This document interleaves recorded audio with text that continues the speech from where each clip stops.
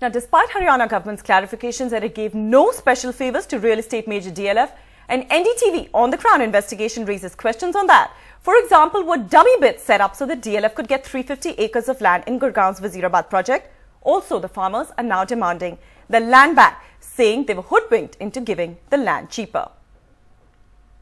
Was this 350-acre DLF project in Gurgaon's Wazirabad village rigged to favour DLF? It started off as a recreational and leisure project, planned in Wazirabad right next to DLF's golf course. But though the state government acquired 275 acres under this definition, it added 75 acres of land acquired by the Haryana Urban Development Authority or HUDA. Farmers who sold their land to HUDA are angry since they were paid cheap government-controlled rates for what was then a government housing project. Instead, they say the land went through a backdoor route to DLF, which eventually won the bid for the project. जैसा कि हमारे यहाँ पे 350 एकड़ land जो है वो गांव की जमीन एक्वायर करके और ये DLF को दे दी गई। आज हमारे गांव में जो कोई गरीब लोग है या कोई अल्प से वो है अनुसूचित जाति जनजाति के हैं तो उनके लिए अगर कोई प्लॉट देना चाहे गवर्नमेंट वो देना चाहे तो वो भी नहीं देने के बजाय वो जमीन DLF को दे दी गई है। The state government also seemed in a hurry to bypass any environmental clearances. Right from the time that the proposal was filed, they were aware that more than half the land was forest land. The state government has said that it approached the Environment Ministry, but it is not clear till date whether or not it got the permissions.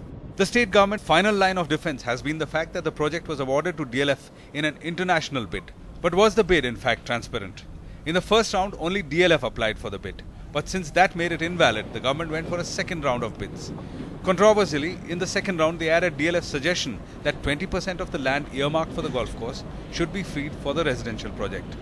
It would have been far easier for us at that time to accept that single bid itself. One could have accepted the single bid at the time of first international competitive bidding only.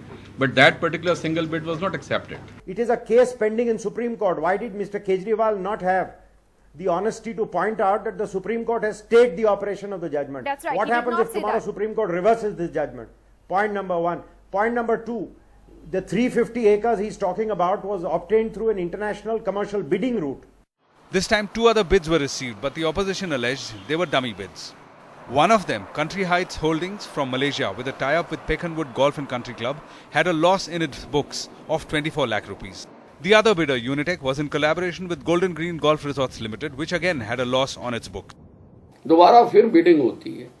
Bidding में 3 bidders आते हैं और 2 bidder जो हैं उनका वो कहीं भी कंटेस्ट नहीं करते हैं अपने केस को। ऐसा लगता है कि जैसे डमी बिडर बीच में डाले गए हों और वो कंटेस्ट नहीं करते हैं और 1700 करोड़ रुपए में जमीन दे देते हैं। The Punjab and Haryana High Court saw merit in the appeal of the farmers and stayed the construction at the site. Haryana government will have to do a better job to defend why it bent rules to favour DLF, especially as it now faces charges that it did so because of DLF-Vadra link. In Chandigarh, with camera person Arpit Jaiswal, Anand Patel for NDTV. India's #1 news app just got even better.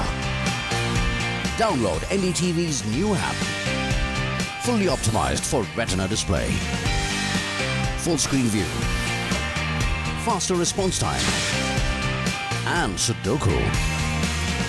NDTV's new iPad app. Download now.